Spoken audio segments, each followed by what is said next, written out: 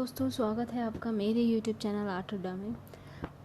आज हम बात करेंगे आपसे चित्रकला का एक संक्षिप्त विवरण आपके सामने लाएंगे, जिससे आपको चित्रकला का एक सीक्वेंस समझ आएगा और उनमें कौन कौन सी चीज़ें ऐड हुई हैं, कौन कौन सी चीज़ें नहीं थी, उनके बारे में मैं चर्चा करूँगी। जो मेरे चैनल पे नए हैं प्लीज़ सब्सक्राइब ज़रूर करें ताकि आपको नोटिफिकेशन टाइम टू टाइम मिलती रहे। तो आइए हम स्टार्ट करते हैं। भारतीय चित्रकला की परंपरा जो है वो सबसे प्राचीन है, ये हम सभी जानते हैं। इनका मूल रूप जो प्रारंभ हुआ वह किसी तिथि से तो स्टार्ट हुआ ही नहीं था। ये एक डेवलपमेंट था जिसके डेवलपमेंट के अनुसार, उसके विकास के अनुसार चीज़ों को समझने का प्रयास किया गया था। भारत में पुरातन काल में ही चित्रकला का उदय हो चुका था। जिन विदेशी इतिहासकारों ने इन पर कुछ अपने विचार व्यक्त किए उसमें से थे एलन, हार्टन, ब्राडिक, विगार्ड और आल्विन।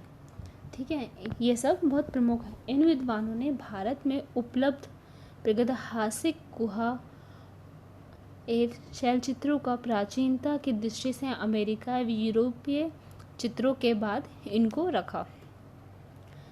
अब चित्रकला के जो संबंधित हमें उल्लेख मिलते हैं, जो हमें इनके बारे में सोर्सेस मिलते हैं, वो हम देखते हैं कि महाभारत काल में भी महलों और मंदिरों के चित्र बनाए जाते थे और कौटिल्य ने भी अपने अर्थशास्त्र में विभिन्न चित्र विधियों का वर्णन किया है। उसी प्रकार हम इनमें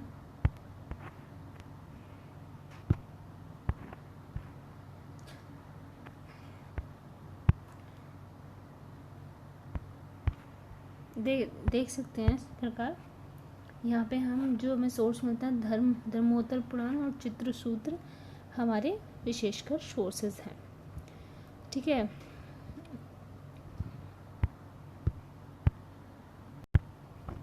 अब जो सर्वप्रथम हम चित्रों का विवरण देखते हैं, चित्रों का डेवलपमेंट देखते हैं, वो सबसे पहले हम पाषाण युग में देखते हैं। पाषाण युग आप सभी जानते होंगे। पाषाण युग हमारा पहला स्तर है जहाँ से हम चित्रकलाओं का और उनके विकास की ओर अग्रसर होते हैं। तो पाषाण युग में तो इन चित्रों में जो हमें मिलते हैं वे आदि मानव का दैनिक जीवन चित्रित होते थे। उनका जो चित्रात्मक दृष्टिकोण था वो भयानक होता था, जिसमें पशुओं की दौड़ भाग, उछल कूद तथा वेदना के चित्र अपने दैनिक जीवन के कार्यों पर वह अंकन किया करते थे। बहुत ही नॉर्मल चीज़ें, जो चीज़ हम देखते हैं, महसूस करते हैं, उसको हम चित्र में शामिल करते हैं। उसी प्रकार उन्होंने भी चित्र में शामिल किया। उसमें सवार, बारहसिंगा, मसीह, गेंडा आदि घोड़ा, सुअर जैसे पशुओं का स्वाभाविकता अंकन हमें दिखाई देता है। अब इन चित्रों में हम जो रंगों की बात, रंगों में हम जो रंगों की प्रधानता उस टाइम पे थी वो कुछ खास तो नहीं थे। वो नेचुरल कलर ही हुआ करते, जैसे गेरू, हिरोजी, रामरज और खड़िया जैसे रंग। खड़िया वाइट कलर का होता है, उसको घोल कर उसका वाइट कलर का लेप बनाया जाता है। तो इस प्रकार मिलते हैं। उसी के दौरान हम इस युग की चित्रकला के प्रमुख उदाहरण देखते हैं, जिसमें होशंगाबाद, एडकल, ठीक है, होशंगाबाद, सिंहपुर, मिर्जापुर, रायगढ़ और ये सब शामिल हैं। अब चित्रकला के विकास को हम मुख्यतः पाषाण, मध्य पाषाण और उत्तर पाषाण की ओर देखते हैं। उसके बाद हम आते हैं सिंधु घाटी की सभ्यता पर। सिंधु घाटी सभ्यता सभी जानते हैं। सिंधु घाटी सभ्यता बहुत ही महत्वपूर्ण व मशहूर सभ्यता है, जिसमें हम कला के साथ साथ उनकी नगर विकास की भी बहुत अच्छे से योजना प्रबंध चीज़ों को देखते हैं। तो इनमें जो मुख्य रूप से चीज़ें पाई गई हैं, मुद्राएं, मूर्तियाँ, बर्तन और मृदभांड जैसी चीज़ें, बहुत प्रकार की अलग अलग चीज़ें इसमें दिखाई गई हैं। ये वीडियो मेरा सिर्फ आपको एक क्रोनोलॉजी में दिखाने का तात्पर्य है कि आपको एक सीक्वेंस पता हो, आपको मोटी मोटी चीज़ें पता हो, तो हम सिर्फ उसके बारे में चर्चा करेंगे।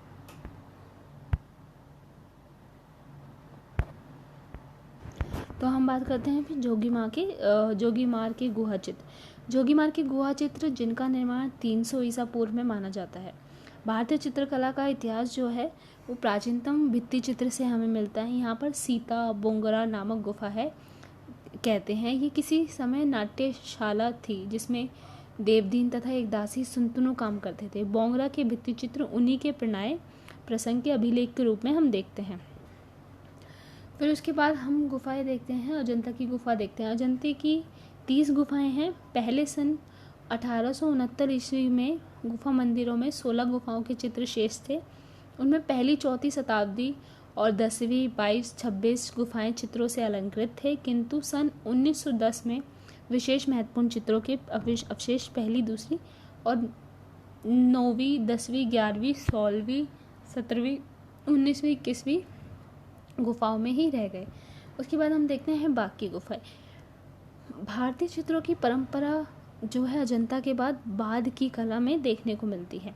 बाघ के चित्र सैकड़ों वर्ष अज्ञात वर्ष में पड़े थे, किंतु सन 1818 में सर्वप्रथम इन गुफाओं का विवरण लेफ्टिनेंट डेंजन फील्ड ने मुंबई में प्रकाशित साहित्य विनिमय संघ की पत्रिका के द्वितीय अंक में छपवाया था। बाघ की गुफाएं गुप्तकाल के श्रेष्ठतम उदाहरणों में से एक है। इनकी चित्र शैली अजंता शैली के आधार रूप है। बाघ गुफाएं की कुल संख्या 9 थी। इन गुफा चित्रों द्वारा एक दूसरे से अलग थे। इन बाघ गुफाओं में 7 गुफाओं के चित्र पूर्ण रूप से नष्ट हो चुके हैं, केवल 4 व 5 चित्र बचे हैं। उसके बाद हम देखते हैं बादामी गुफाएं। बादामी गुफाएं यह भी बहुत पुरानी हैं। इनका काल भी बहुत लंबा है।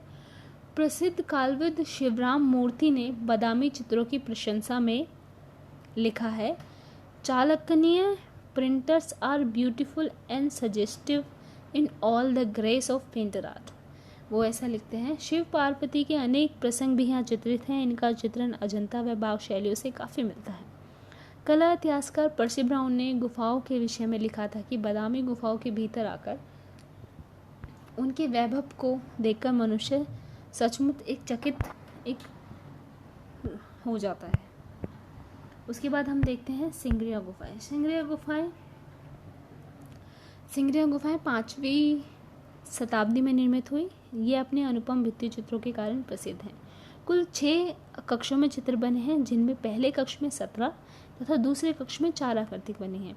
सन 1888 में श्री एर मूरे ने कई चित्रों की प्रतिलिपियां तैयार की, जिनमें 13 आकृतियों की पोस्टिल्स रंगों में तथा शेष रंगीन छाया चित्रों को कोलंबो संग्रहालय में सुरक्षित किया गया है। फिर